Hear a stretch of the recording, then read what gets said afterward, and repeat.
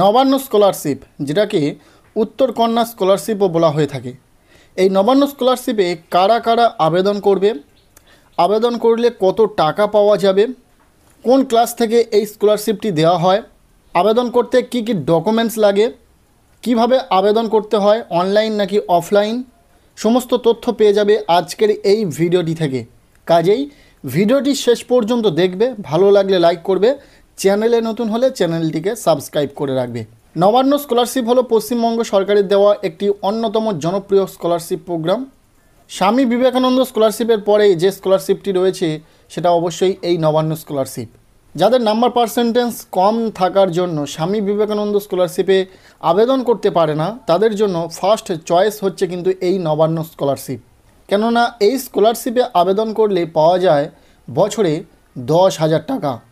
কিছু কমও নয়, কিছু বেশিও নয়, তোমরা অ্যাকুরেট 10,000 টাকা করে পাবে যদি এই নবান্ন স্কলারশিপে আবেদন করো।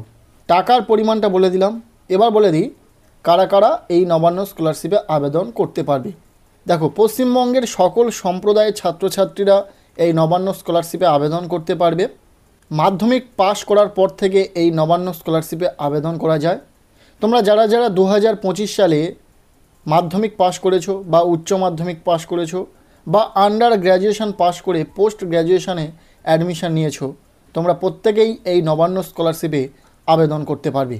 তবে নাম্বার পার্সেন্টেজের কী ক্রাইটেরিয়া রয়েছে, অ্যানুয়াল ফ্যামিলি ইনকাম কত চাওয়া হচ্ছে, সমস্তটাই আমরা দেখে নেব স্কলারশিপের অফিসিয়াল ওয়েবসাইট থেকে। এখানে এলিজিবিলিটি ক্রাইটেরিয়া কী রয়েছে দেখে নাও। বলা হচ্ছে পশ্চিমবঙ্গের স্থায়ী বাসিন্দা হতে হবে, মাধ্যমিক পাস বা উচ্চ মাধ্যমিক পাস বা আন্ডার গ্র্যাজুয়েশন কমপ্লিট করে যারা পোস্ট গ্র্যাজুয়েশন করছে ওয়েস্ট বেঙ্গলের এনি ব্রড কাউন্সিল বা ইউনিভার্সিটির আন্ডারে, তারা প্রত্যেকেই এই নবান্ন স্কলারশিপে আবেদন করতে পারবে। স্কলারশিপে আবেদন করার জন্য নাম্বার পার্সেন্টেজের যে ক্রাইটেরিয়া রয়েছে, মাধ্যমিক বা উচ্চ মাধ্যমিক পাস করে থাকলে তোমাদের মাধ্যমিক বা উচ্চ মাধ্যমিক পরীক্ষাতে মিনিমাম 50% নাম্বার থাকতে হবে, 50 to 60%-এর মধ্যে। অর্থাৎ এখানে যেটা বলা হচ্ছে 50% and above but less than 60% marks.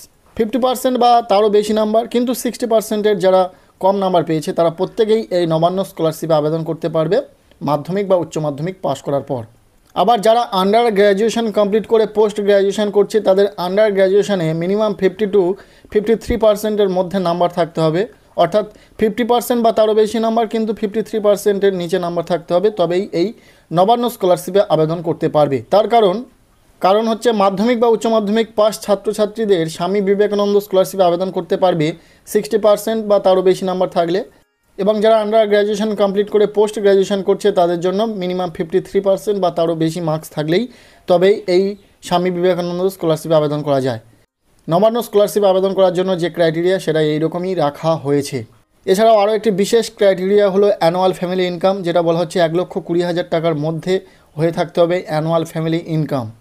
আরও বলা হচ্ছে যে কোর্সে তোমরা পড়াশোনা করছো সেখানে অন্য কোনো সরকারি স্কলারশিপ বা অন্য কোনো স্টাইপেন্ড তুমি পেলে এই স্কলারশিপটি পাবে না। এবং বর্তমানে এই স্কলারশিপের আবেদন শুরু হয়ে গেছে, বছরের যে কোনো সময় এই স্কলারশিপে আবেদন করা যায়। তবে মোটামুটি তোমরা নতুন ক্লাসে বা নতুন কোর্সে অ্যাডমিশন নেওয়ার পরেই এই স্কলারশিপে আবেদন করতে পারো মূলত। আর স্কলারশিপে আবেদন করার জন্য যে যে ডকুমেন্টসের প্রয়োজন রয়েছে সেগুলো অনস্ক্রিনে রেখেছি, তোমরা একটু দেখে নাও।